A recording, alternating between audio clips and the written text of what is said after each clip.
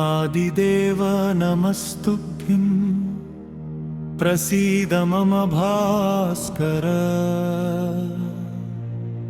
दिवाकर नमस्तुभ्यं प्रभाकर नमोऽस्तुते सप्ताश्वरधमारूढं प्रचण्डं कश्यपात्मजं श्वेतपद्मधरं देवं तं सूर्यं प्रणमाम्यहं लोहितं रथमारूढं सर्वलोकपितामहं महापापहरं देवं तं सूर्यं प्रणमाम्यहं त्रैगुण्यं च महाशूरं ब्रह्म विष्णु महेश्वरं महापापहरं देवं तं सूर्यं प्रणमाम्यहम् ब्रह्मितं तेजसां पुञ्जं वायुमाकाशमेव च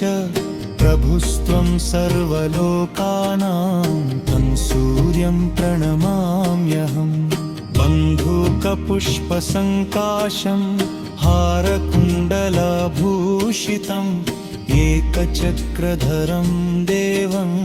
तं सूर्यं प्रणमाम्यहम् तं सूर्यं जगत्कर्तारं महातेजप्रदीपनं महापापहरं देवं तं सूर्यं प्रणमाम्यहम् तं सूर्यं जगमाम्यहं तं सूर्यं जगन्नाथं माहिज्ञानमोक्षदं महापापहरं देवं तं सूर्यं प्रणमाम्यहम् सूर्याष्टकं पतेन्नित्यं ग्रहपीडाप्रणाशनम् अपुत्रो लभते पुत्रं दरिद्रो धनवान् भवेत् आमिषं मधुपानं च यः करोति रवेर्दिने सप्तजन्म भवेत् रोगी जन्म जन्म दरिद्रता स्त्रीतैलमधुमांसानि यस्तजेतु रवेर्दिने न व्याधिशोकादारिद्र्यं सूर्यलोकं स गच्छति युद्धपरिश्रान्तं समरे चिन्तया स्थितं रावणं चागतो दृष्ट्वा युद्धाय समुपस्थितम् दैवतैश्च समागम्य द्रष्टुमभ्यागतोरणम् उपगम्य ब्रवीद्रामं अगस्त्यो भगवान् ऋषि राम राम महाबाहो शृणु गुह्यं सनातनं येन सर्वा नरीन् वत्स समरे विजयिष्यसि आदित्यहृदयं पुण्यं सर्वशत्रुविनाशनं जयावहं जपे नित्यं अक्षयं परमं शिवम् सर्वमङ्गलमाङ्गल्यं सर्वपापप्रणाशनं चिन्ताशोकप्रशमनम् आयुर्वर्धनमुत्तमम् रश्मिमन्तं समुद्यन्तं देवासुरनमस्कृतं पूजयस्व विवस्वन्तं भास्करं भुवनेश्वरम् ततो युद्धपरिश्रान्तं समरे चिन्तया स्थितं रावणं चाग्रतो दृष्ट्वा युद्धाय समुपस्थितम् देवतैश्च समागम्य द्रष्टुमभ्यागतोरणम् उपगम्य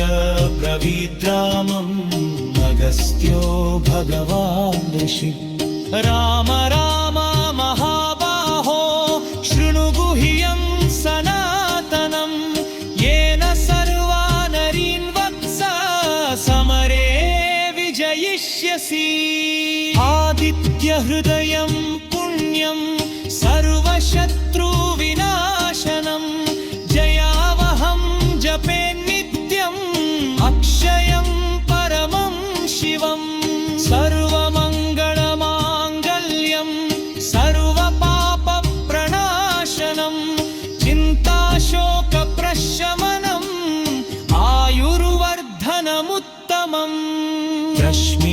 रश्मिमन्तं समुद्यन्तं येवासुर नमस्कृतं पूजयस्व विवस्वन्तं भास्करं भुवनेश्वरं ततो युद्धपरिश्रान्तं समरे चिन्तया स्थितं रावणं चाग्रतो दृष्ट्वा युद्धाय समुपस्थितम् दैवतैश्च समागम्य द्रष्टुमभ्यागतोरणम् उपगम्य ब्रवीद्रामम् अगस्त्यो भगवान् ऋषिः राम राम महाबाहो शृणु गुह्यं सनातनं येन सर्वा नरीन् वत्स समरे विजयिष्यसि आदित्यहृदयं पुण्यं सर्वशत्रुविनाशनं जयावहं जपे नित्यम् अक्षयं परमं शिवं सर्वमङ्गलमाङ्गल्यं सर्वपापप्रणाशनं चिन्ताशोकप्रशमनम् आयुर्वर्धनमुत्तमम् रश्मिमन्तं समुद्यन्तं देवासुर नमस्कृतं पूजयस्व विवस्वन्तं भास्करं भुवनेश्वरं ततो युद्धपरिश्रान्तं समरे चिन्तया स्थितं रावणं चाग्रतो दृष्ट्वा युद्धाय समुपस्थितम् सूर्यं जगन्नाथं ज्ञानविज्ञानमोक्षदं महापापहरं देवं तं सूर्यं प्रणमाम्यहम्